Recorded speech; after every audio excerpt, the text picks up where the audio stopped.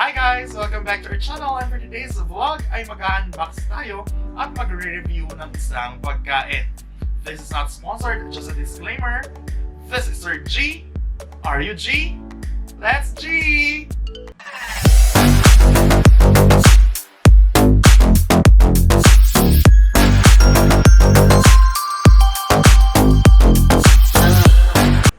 So ayun guys, pagpasensyahan nyo na ako, may nanonotice kayong something dito.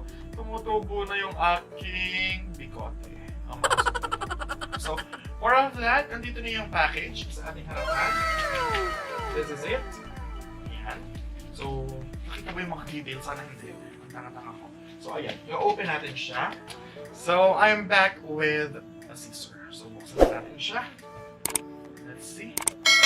Kaso hindi nakita. Bababa ko ba? Nakita eh. Ano na makita?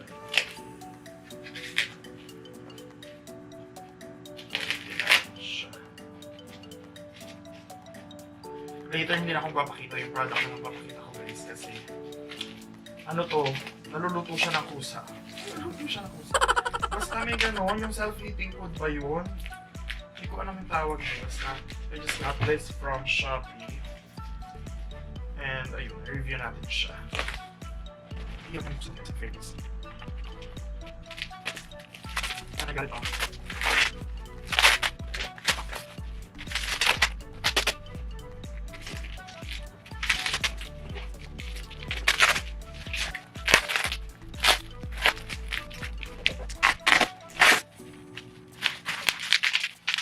Satisfying.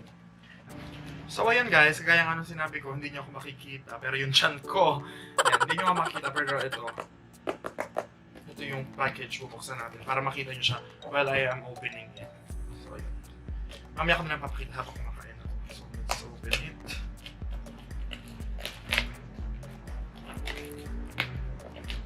Guys, sorry, it's starting to rain outside. Pasensya na kung maingay.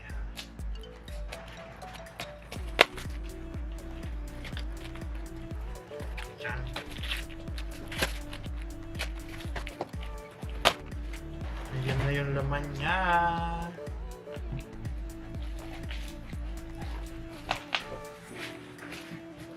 Hindi ko tanda ko na yung in-order ko.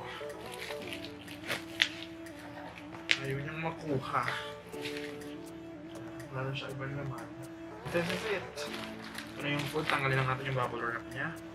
Kaya tanggalin natin siya dito. Bubble wrap. This is it. So may note na naka-indicate. So yung note nandito ay manufacturing date at hindi daw siya expiration date. So let's open this one. Yan. Basta ayun. So ito siya. May ganito siyang mga label guys. Yan. So meron natin mga plastics. Then let's open this. Kung anong laman niya sa loob. Yan. We have here the water. Kasama na siyang tubig. May kasama na rin sport. Ito yung flavoring. Yarn. And then, ito na yung lutuan itself. We have here the rice.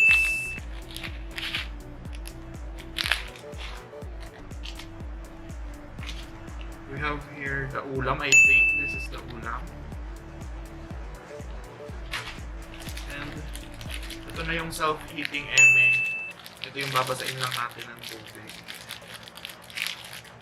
Tama ba? Wala kasi siyang direction na English. So ayun, I think ito naman yun. So gawin muna natin siya, then later i-review na natin kung paano siya, kung anong lasa niya. Kung worth it ba siya. I think ang presyo nito guys ay nasa 200 plus. So, lalagay ko na lang dito yung price niya. Yan. O yan, 200 plus siya. Lalagay ko na lang. And then, start na tayo magluto. So, ayun guys. Nandito yung ano niya, yung kanyang direction pala sa likod nitong papel. Ayan. So, gagawin ko lang siya. And then, later, itetest na natin siya. Itatry na natin siya. Okay? Lagay daw muna natin dito yung mga eme-emeng pagkain. So, lagay ko muna siya dito. Lagay natin yung bigas.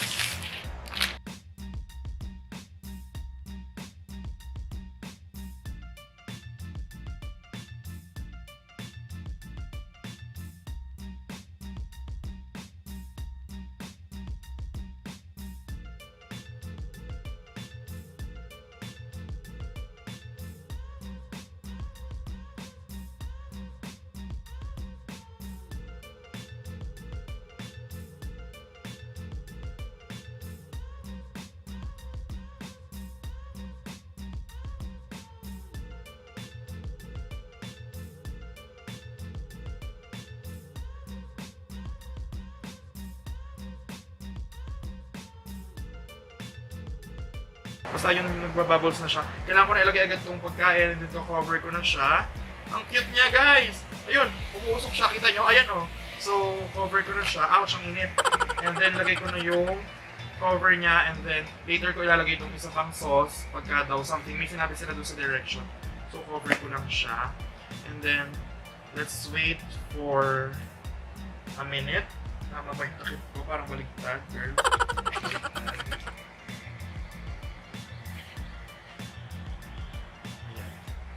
So, paano ba ito i-cover?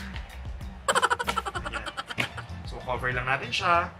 And then, let's wait for a minute until it cooks. So, ayan, set aside lang natin siya. And, ayun. Kita-kita tayo later mamaya pagkaluto niya. So, ayun nga guys. After 15 minutes, After 15 minutes ay finally naluto na siya. Kasi 15 minutes mo siyang iwan na may takip after niyang kumulo. Kasi automatic kumukulo siya. So, ayun, medyo nagsusmoke na siya.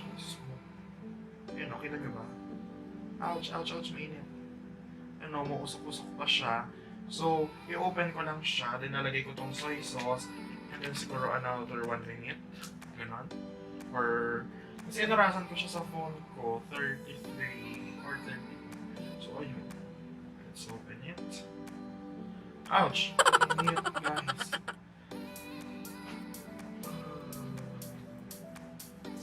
Looks great. Pero parang matubig siya. I don't know kung ganito ba talaga siya. So, ito yung itsura niya sa loob. Yan. At yun lalagyan ko na siya itong soy sauce na kasama niya. May kasama na siya sa packaging ng soy sauce. So, open lang natin siya. Hindi ko alam kung soy sauce pa talaga to or sauce or soy sauce. May suka. May toyo naman siya. May toyo naman siya. So, ayan. Ang init niya, guys! How can I hold this? Lagay lang natin siya. Ouch, ouch, ouch. Ang init. Lagay ko lang siya.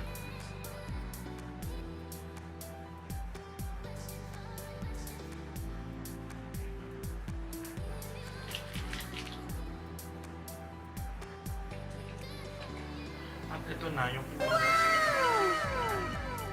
So, hindi ko alam ngayon kung paano ko siya kakainin. Siguro I'll just get this towel.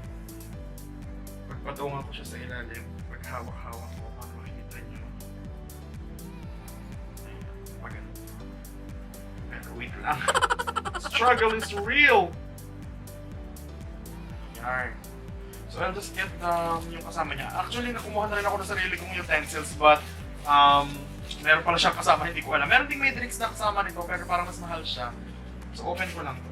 So bilhin ko siya ng scissor. And pasensya na kung mainit sa labas kasi guys, it's raining here. So 15 minutes mo siyang aantayin, unlike dun sa mga cup noodles natin na 3 minutes lang, gano'n, or 5. So ito 15 minutes mo siya gawin. So ayun na siya, let's make it halo. Feeling pinahalo dapat siya. Actually, mabango yung kanin niya, guys. Bango. Marami siyang iba't ibang viand. What viand? Marami siyang iba't ibang ulam. Hindi lang ito yung klase ng ulam na meron siya. Pero ito yung pinili ko. Kasi parang ito yung nabitan ko. At saka, doon kasi sa unang shop na pinuntahan ko sa Shoppee, ubos agad yung ganitong ulam. So, feeling ko masarap siya. So, yun, halu-haluin lang natin siya. Parang chow fan, gano'n. Init, guys. Promise. So, magte-taste test tayo. Tikman natin kung ano lasa niya. kung hindi ko man siya magustuhan guys, I'm so sorry kasi this is just my opinion on this trend, this hype one. Kasi medyo hype siya sa TikTok, nakita ko. So nagluluto siya mag-isa. Tumuusok pa siya hanggang ngayon. Mainit siya. So yan. Mukha namang halo na siya. Let's try it already guys. Already! Bobo! Anong English yan? Try na natin siya. So, kuha tayo ng konting meat. Ayan, may konting meat. Focus ka. So, ayan, konting meat. Nilagyan natin siya ng rice. Unang subo, guys. Yarn. Unang subo. Let's try it.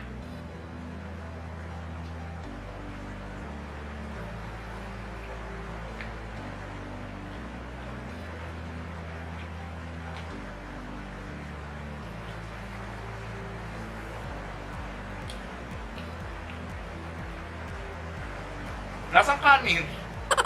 Wait, isa pa. Sorry.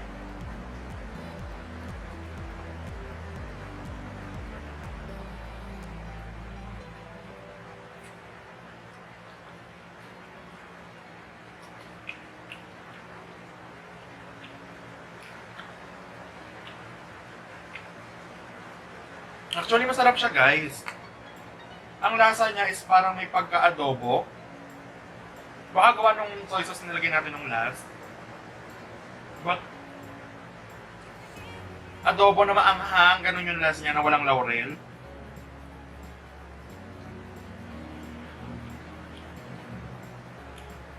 Okay siya guys, naluto yung kanin. Iba lang yung kanin nila, mahahaba yung pieces niya. Ano, if you notice, mahahaba yung ano nung kanin. Nakulang ko ng kanin ko. Pero, sarap siya. Sarap. Nalilitan na ako dun sa kutsara, lang ko lang. I have here my spoon. Ganito kasi dapat guys, kasong init ito. Ganito yung tamang pagkain. Yan, ganun kadami. Para na-enjoy natin yung food. Sure. So, let's try it.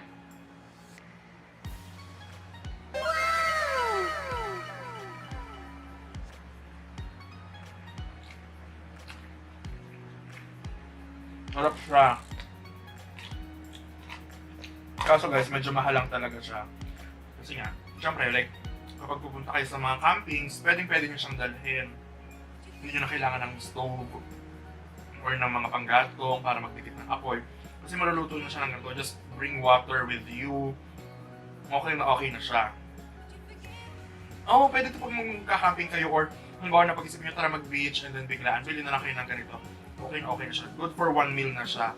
Ako malakas ako kumain. Kita nyo naman sa katawan ko. Taba-taba ko. Pero feeling ko mabubusog niya ako. Kasi ang dami pa niya, oh.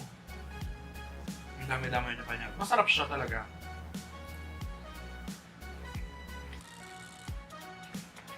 Kasi feeling ko Chinese ano to. Chinese food. Kumukulo pa rin siya habang hawak ko siya guys ha. Kaya pinakinggan ko, kita nyo. Saan ba yung cover nito? Tinapon ko na yata. Ayun, masarap siya. So, kainin na natin. I mean, tuloy lang natin yung pagkain.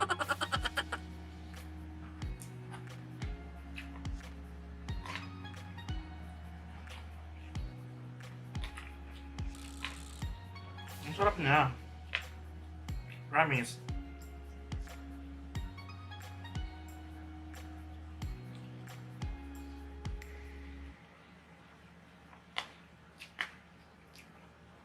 At hindi ko alam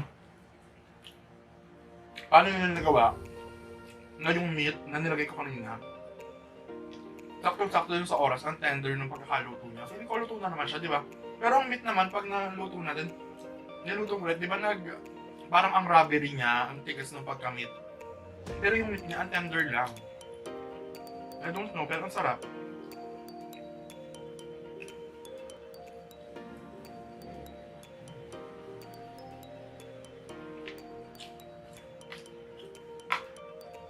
Ang dami pa niya, guys. Yun yung itong meat. Baka sabihin niyo wala talaga siya. Yun o. Parang bongga ng meat. Sarap. Diyan na rice.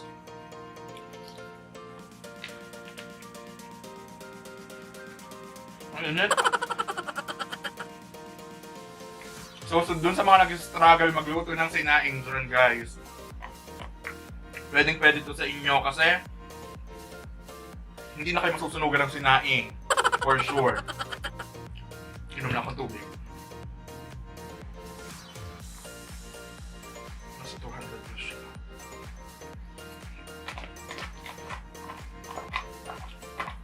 Busog na ako.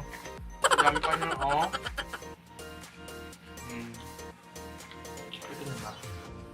Ang dami-dami na po. Busog na ako. Napaka-arte. Malakas naman talaga ako kumain, pero kung nabusog ako.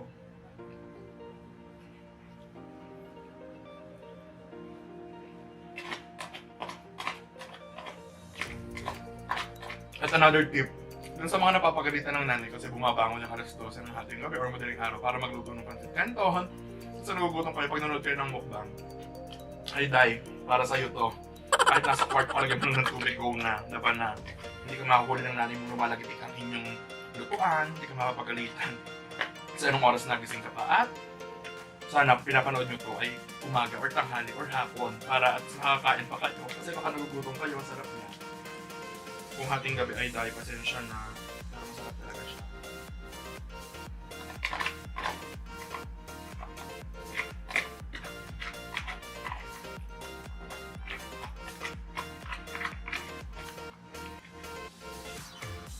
Ang sarap!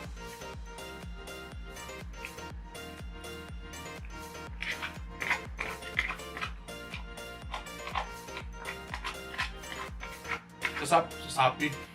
Sa Shoppee ko siya nabili, guys.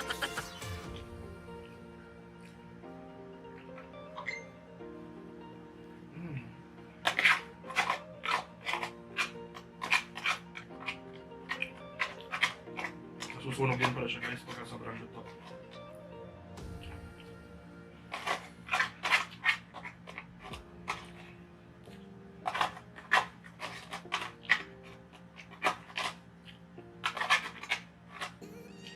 And I am done. Ubus na siya. Hindi natuloy yung ilalim niya.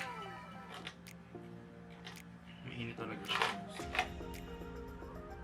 O diba? Ayun lang yung ilalim niya. Yung nilagay ko kanina. At kita nyo naman, umuusap pa siya hanggang ngayon.